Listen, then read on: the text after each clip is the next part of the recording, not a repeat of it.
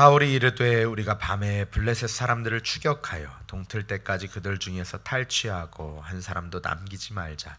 무리가 이르되 왕의 생각에 좋은 대로 하소서 할 때에 제사장이 이르되 이리로 와서 하나님께로 나아가신이다 하매 사울이 하나님께 묻자오되 내가 블레셋 사람들을 추격하리이까 주께서 그들을 이스라엘의 손에 넘기시겠나이까 하되 그날에 대답하지 아니하시니라.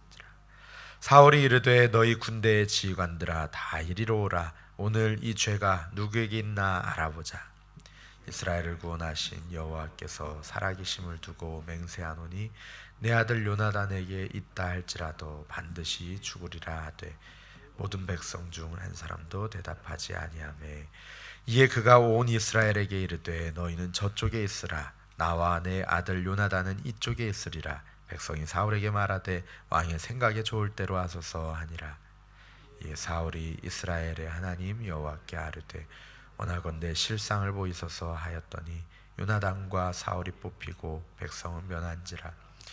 사울이 이르되 나와 내 아들 요나단 사이에 뽑으라 하였더니 요나단이 뽑히니라. 사울이 요나단에게 이르되 네가 행한 것을 내게 말하라. 요나단이 말하여 이르되 내가 다만 내 손에 가진 지팡이 끝으로 꿀을 조금 맛보았으니 내가 죽을 수밖에 없나이다. 사울이 이르되 요나단아 내가 반드시 죽으리라. 그렇지 않으면 하나님이 내게 벌을 내리시고 또 내리시기를 원하노라 하니 이스라엘의 이 큰 구원을 이룬 요나단이 죽겠나이까 결단코 그렇지 아니하나이다. 여호와의 살아계심을 두고 맹세하옵나니 그의 머리털 하나도 땅에 떨어지지 아니할 것은 그가 오늘 하나님과 동역하였음이니이다 하여 백성이 요나단을 구원하여 죽지 않게 하니라. 사울이 블레셋 사람들 추격하기를 그치고 올라가매 블레셋 사람들이 자기 곳으로 돌아가니라. 사울이 이스라엘 왕 위에 오른 후에 사방에 있는 모든 대적 곧 모압과 암몬 자손과 에돔과 소바의 왕들과 블레셋 사람들을 쳤는데 향하는 곳마다 이겼고 용감하게 아멜렉 사람들을 치고 이스라엘을 그 약탈하는 자들의 손에서 건졌더라.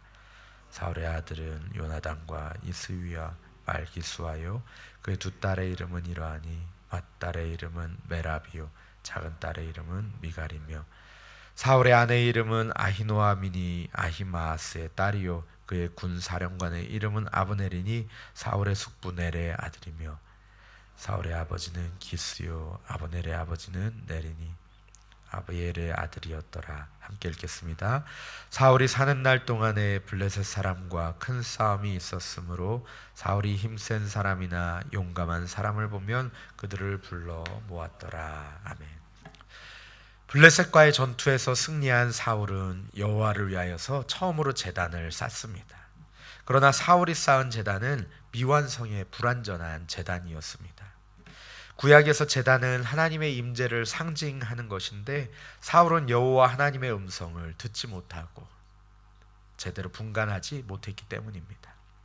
오히려 사울은 자기 내면의 목소리를 하나님의 음성으로 잘못 인식하고 실수의 실수를 거듭하는 듯 보입니다.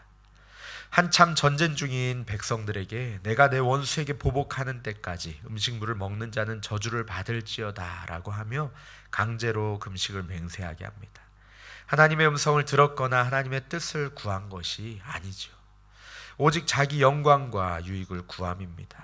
이로 인해 굶주린 백성들은 전투를 마치자마자 양과 소와 송아지를 잡아서 핏째 먹으며 하나님 앞에 범죄하게 됩니다. 그의 아들 요나단은 오늘 본문에서 사울의 그 맹세 때문에 죽음의 문턱까지 다다릅니다. 이처럼 하나님의 뜻을 바로 알지 못하면 자칫 치명적인 오판을 내리고 자신은 물론 다른 이들까지도 어렵게 만들 수 있습니다. 오늘 말씀을 통해서 하나님의 음성과 또 내면의 목소리를 어떻게 구분할 수 있는지 발견하는 귀한 시간 되기를 소망합니다. 작은 전투에서 승리한 사울은 블레셋을 진멸할 결정적인 순간이 왔다 생각하고 밤중에 공격을 다시 시작하여서 새벽에 동틀 때까지 탈취하고 한 사람도 남김없이 다 멸하자라고 합니다. 이때 제사장은 블레셋 사람들을 추격할지 말지 하나님께 묻자고 제안을 합니다. 하나님의 뜻을 묻는 것은 여호와 하나님의 전쟁에서 가장 중요한 부분입니다. 사울이 하나님께 블레셋을 추격하는 것이 옳은지, 그리고 블레셋과 싸워서 이길 수 있을 것인지를 묻습니다. 하지만 하나님은 아무런 대답을 하지 않으시죠. 성경은 그 침묵의 원인에 대해서 무엇인지 말하고 있지는 않지만 이것은 실질적으로 하나님이 거절하신다고 우리가 생각할 수 있습니다. 하나님께서 사울의 생각을 기뻐하지 않으신다는 뜻입니다. 이는 다윗이 하나님께 물을 때에 하나님께서 언제나 응답하셨던 것과는 대조되죠. 또 요나단의 물음에는 하나님께서 응답하시고 이스라엘 손에 블레셋을 넘기실 것을 알려주셨던 것과도 대조가 됩니다. 후에 사무엘이 죽은 뒤에 사울이 여호와 하나님께 묻지만 하나님께서는 꿈으로도 우림으로도 선지자로도 그에게 대답하지 아니하시므로 그가 신접한 여인에게 물으러 가는 것, 이 사건을 생각하면 하나님의 침묵을 노라고 우리가 받아들일 수 있겠습니다. 하나님이 이렇게 침묵하신다면 어떻게 하시겠습니까? 하나님이 원하시지 않으시면 그저 순종하여 멈추고 우리 자신을 돌아보고 또 지친 백성들을 돌아보며 전열을 가다듬고 하나님의 때를 기다려야 할 것입니다. 그런데 사울은 자신의 뜻대로 되지 않고 자신의 공적을 세울 수 없게 되자 희생양을 찾기 시작합니다. 군대 지휘장관들을 모아서 오늘 이 죄가 누구에게 있나 알아보자 하면서 책임 전가할 대상을 찾습니다. 자신과 요나단은 이쪽에, 백성들은 저쪽에 두고 제비를 뽑습니다. 이것을 보면은 어떤 의도가 있다고 생각하십니까? 이것은 내 잘못, 내 실수가 아니라 너희들의 잘못이다 라고 하려는 것처럼 그 의도가 보이는 것 같습니다. 사울은 자신을 돌아보는 대신에 이런 숨겨진 의도를 품고 제비를 뽑습니다. 그 전에 하나님으로 하여금 침묵하게 한 죄를 범한 자는 아들 요나단이라도 죽음을 피할 수 없을 것이라고 또 다시 맹세합니다. 자신에 대한 지나친 확신에서 나오는 맹세를 남발하고 있습니다. 그리고 마침내 요나단이 제비에 뽑히고 말았죠. 무엇을 했는지 묻는 그 사울의 질문에 요나단은 꿀을 조금 맛보았을 뿐입니다 라고 대답하지요. 요나단은 실제로 거창한 일을 하지 않았고 단지 아주 사소한 일을 행했을 뿐입니다. 게다가 요나단은 사울이 백성들에게 강제로 금식을 맹세하게 했을 때 그 자리에 없어서 알지도 못했기에 맹세를 어겼다고 보기도 어렵습니다. 그럼에도 불구하고 요나단은 자신이 제비에 뽑히자 두말 않고 자신이 한 일을 실토하고 자신은 이제 아버지의 사울의 맹세대로 죽을 수밖에 없다라고 인정을 합니다. 참 아버지를 향한 마음이 크고 참 귀합니다. 하지만 얼마나 황당한 일입니까? 사울은 금식도 제멋대로 맹세시키고 하나님의 침묵에 담긴 뜻도 마음대로 판단하고 제비도 마음대로 뽑고 이제 자기 아들 요나단까지 제멋대로 죽이려고 합니다. 이 가운데 정말로 하나님이 말씀하셨거나 하나님께서 뜻하신 바는 없습니다. 하나님이 금식하라고 하셨나요? 아니었죠. 하나님이 누구 잘못인지 찾아내라고 하시지도 않았습니다. 하나님이 아들을 죽여서 바치는 것을 기뻐하신 적이 한 번이라도 있기라도 하셨나요? 아브라함의 칼든 손도 멈춰 세우신 것이 바로 하나님이십니다. 사울은 자신의 공을 세우기 위해서 이런 결정들을 임의로 내렸습니다. 하나님의 영광을 위하여서가 아니라 자기의 영광을 위하여서 이기적으로 판단하고 행동하고 하나님을 오해하고 자기 멋대로인 신앙생활을 합니다. 혹여라도 우리의 삶 가운데 이런 사울과 같은 신앙의 모습이 있다면 당장 멈춰야 할 것입니다. 내 영광과 유익을 위해서 하나님을 도구로 삼고 하나님의 뜻으로 포장한다면 그것은 하나님의 앞에서 큰 범죄이고 믿음의 동역자들을 기만하는 행위입니다. 하나님이 사울을 왕으로 세우신 것을 후회하시고 그를 버리신 것처럼 하나님이 기뻐하지 않으실 것입니다. 오직 하나님의 영광을 구하고 하나님의 뜻을 분별하는 우리 성도님들 되시기를 소망합니다.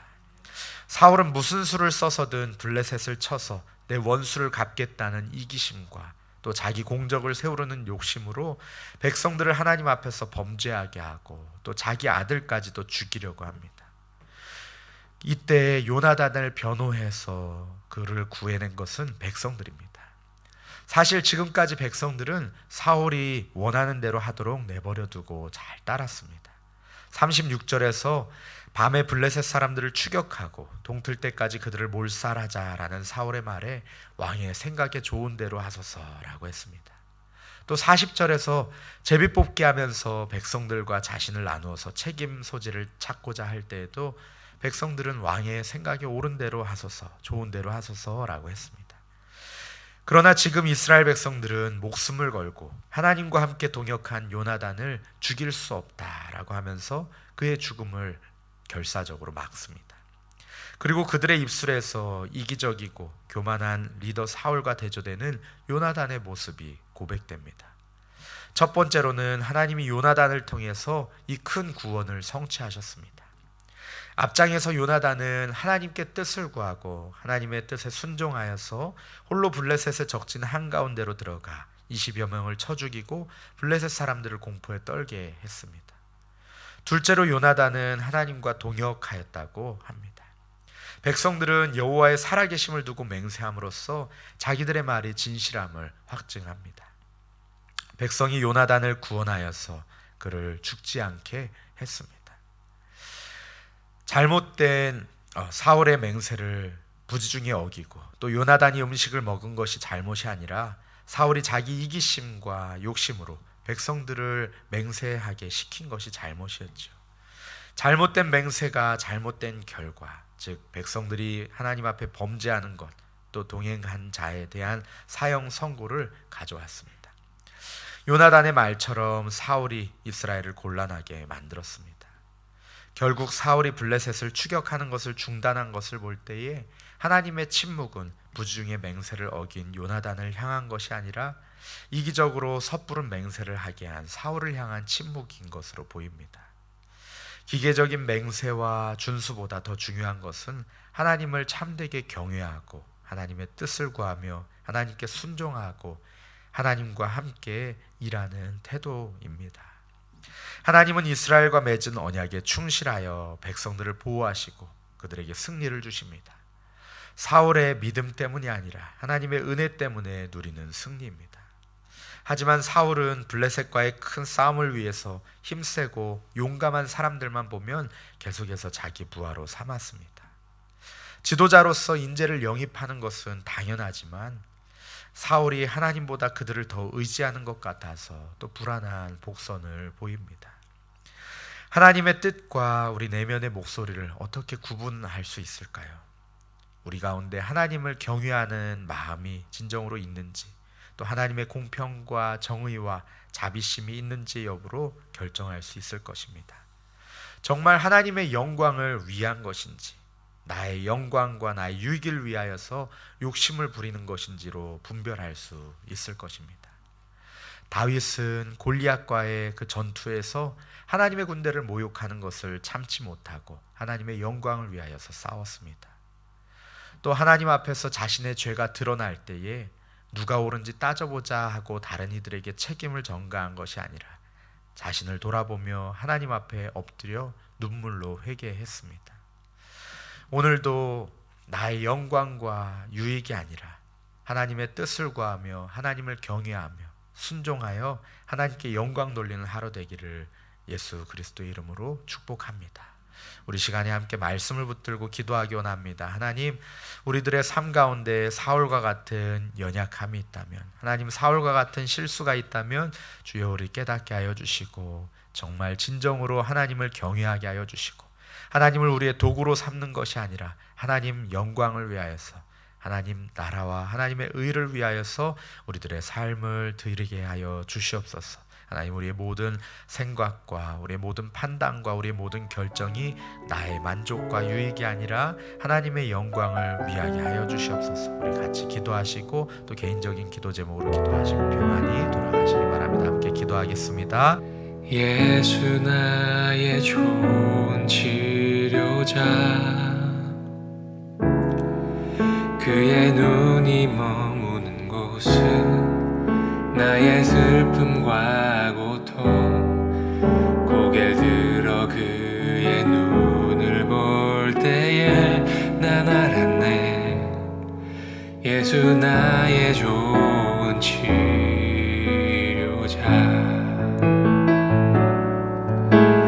예수 나의 좋은 치료자,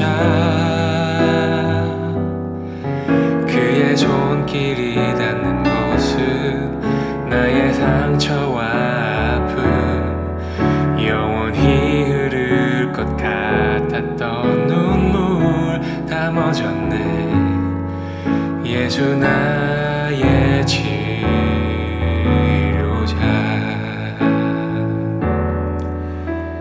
나 노래하리라 전한 나를 돌아보신 구세주를 찬양해. 하늘 닿는 곳까지 내 손 들리라. 예수 나의 치료자, 예수 나의 좋은 치료자,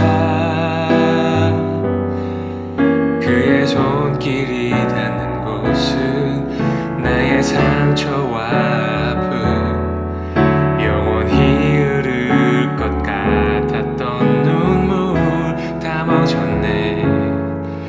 예수 나의 치료자. 나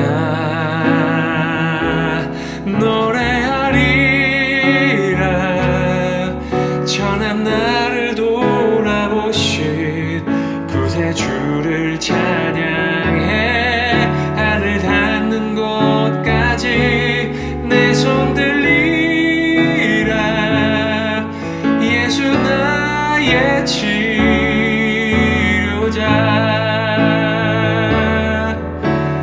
나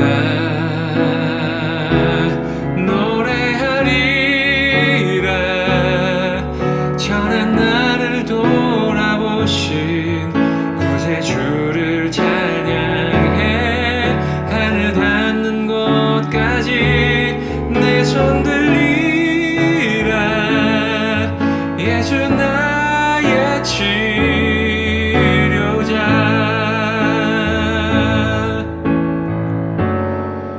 어떤 어려움도 깊은 절망도 수많은 괴로움과 슬픔도 주로 인하여 모두 지워지리라. 예수 나의 치료자. 난 노래하리라 전한 나를 돌아보신 구세주를 찬양해. 하늘 닿는 곳까지 내 손 들